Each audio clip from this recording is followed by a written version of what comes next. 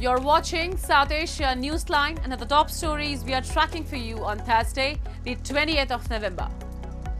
India hosts Colombo Security Conclave to discuss regional security. Trump claims he threatened India-Pakistan with 350% tariffs if they didn't end conflict.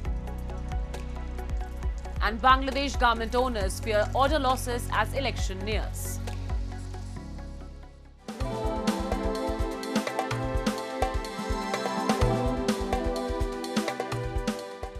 And now for all the details. India's National Security Advisor Ajit Doval convened the 7th meeting of the National Security Advisors of the Colombo Security Conclave in New Delhi on Thursday, bringing together members from the Maldives, Mauritius, Sri Lanka and Bangladesh, with Seychelles as an observer and Malaysia invited as a guest to discuss regional security. During the gathering, NSA of Bangladesh, Khalilur Rahman, joined his counterparts and later met Doval.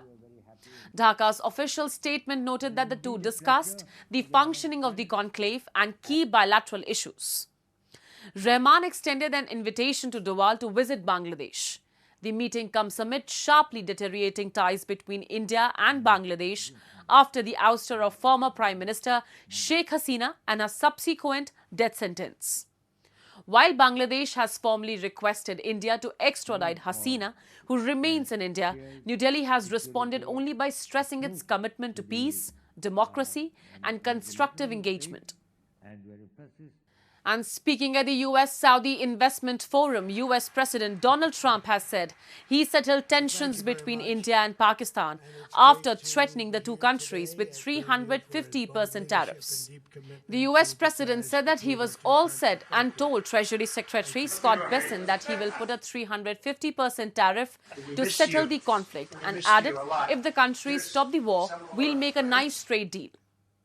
Claiming that both India and Pakistan told him not to do it, Donald Trump said that he told them that he will not have India and Pakistan using nuclear weapons. I was talking about the different wars, and it's, look, India, Pakistan, they were going to go at it, nuclear weapons. I said, that's okay, you can go at it, but I'm putting a 350% tariff on each country, no more trade with the United States. No, you can't do that. I said, I'm going to do it. Come back to me and I'll take it down, but I'm not going to have you guys shooting nuclear weapons at each other, killing millions of people, and having the nuclear dust floating over Los Angeles. I'm not going to do it. They said, we don't like that. I said, I don't care if you like it or not. So I was all set. I told Scott, 350% tariff to settle that war. If you don't, we'll make a nice trade deal. They were in the midst of a deal. Meanwhile, Trump also claimed that Indian Prime Minister Narendra Modi had called him to say, we are not going to go to war. Trump said he then thanked PM Modi and said, let's make a deal. Trump has repeated the claim over 60 times that he helped settle tension between India and Pakistan in May this year, even as India has denied any third-party involvement. India launched Operation Sindoor on May 7th, targeting terror infrastructure in Pakistan, and Pakistan occupied Jammu and Kashmir in retaliation for the Pahalgam attack that killed 26 civilians. And I got a call from Prime Minister Modi saying, we're done. I said, you're done with what? We're not going to go to war. I said, thank you very much. Let's make a deal. Afghanistan's Taliban Trade Minister Al-Haj Nuruddin Azizi arrived in India on Wednesday on his first official visit, seeking greater investments and supplies of essential goods, as both sides explore closer engagement amid Kabul's deteriorating ties with Pakistan. India has recently upgraded its outreach by reopening its embassy in Kabul and setting up aid, even as it competes with China for influence. Azizi, upon his arrival, visited the International Trade Fair in New Delhi and will be meeting India's commerce and foreign ministers as well as traders and investors to discuss expanding economic cooperation, easing trade and creating joint investment opportunities. The Taliban administration is also looking for alternatives after Pakistan shut border crossings following deadly clashes last month, disrupting access to grains, medicines and industrial goods. With India operating Iran's Chabahar port, which offers a direct route to Afghanistan, Kabul's trade through Iran has grown to $1.6 billion in 6 months, surpassing its $1.1 billion trade deal with Pakistan. And the International Monetary Fund, in its long-awaited governance and corruption diagnostic assessment, highlighted persistent corruption challenges in Pakistan, driven by systematic weaknesses across state institutions, and called for urgent structural reforms. The publication of the report is a precondition for the IMF Executive Board's approval of a $1.2 billion disbursement expected next month. Indicators show weak control of corruption in Pakistan over time, affecting public spending effectiveness, revenue collection, and trust in the legal system. According to the report, Pakistan faces systematic governance weaknesses across several state functions. It remains exposed to corruption risks stemming from weaknesses in budgeting, fiscal reporting, and the management of public resources, particularly in capital spending, procurement, and oversight of state-owned enterprises.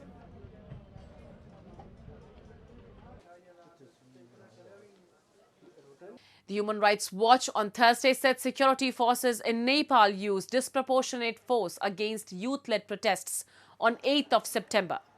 The rights watchdog in a statement said it found that police indiscriminately fired on protesters multiple times over 3 hours, killing at least 17 people in Kathmandu.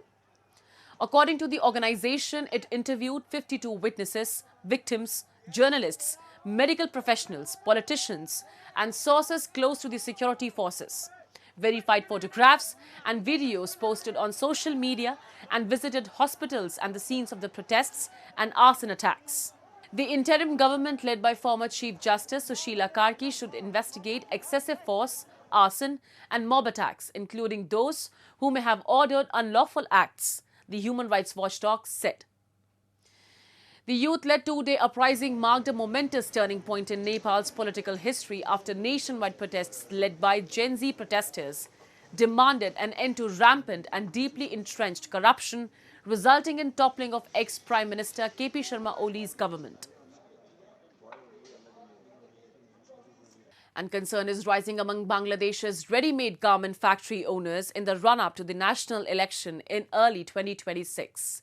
Following a court verdict this week sentencing ousted Prime Minister Sheikh Hasina to death. We have a report.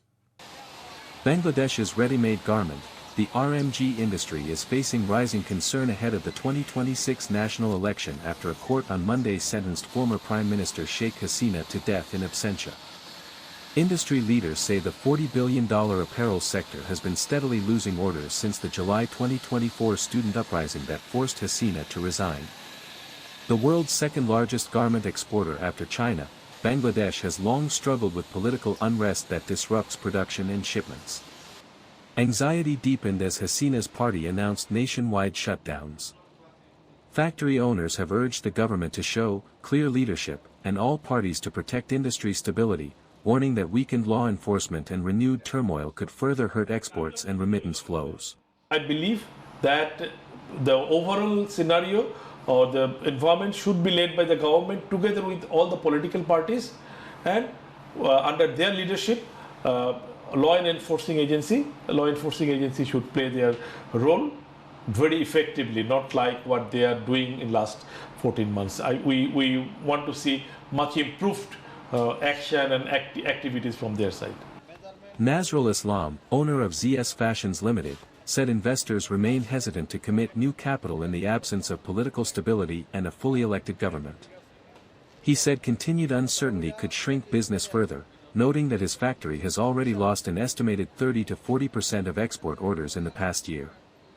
আগের তুলনায় বর্তমানে 30-40% order কমে গেছে কারণ বিদেশিরা এই নির্বাচিত সরকার থাকলে সেই দেশে তারা ইনভেস্ট করতে রাজি নির্বাচিত সরকার না থাকলে ওরা তেমন একটা উৎসাহ দেখায় না কারণ তারা একটা অনিশ্চয়তায় ভুগে কারণ এখন বাংলাদেশের যে পরিস্থিতি হয়েছে শেখ হাসিনাকে এই মৃত্যুদণ্ড দেওয়ার পর এখন আওয়ামী লীগ চাইবো বাংলাদেশটার একটা অস্থিতিশীল ঘটনা করার জন্য এটা তো সারা বিশ্ব নজরদারিতে রাখছে তারা দেখতেছে কি হচ্ছে বাংলাদেশে সুতরাং ক্রেতারা তো চাবে না তারা ইনভেস্ট করে যাতে তারা এখানে একটা সমস্যার সৃষ্টি হোক That's all in tonight's edition. We will see you same time tomorrow. Good night.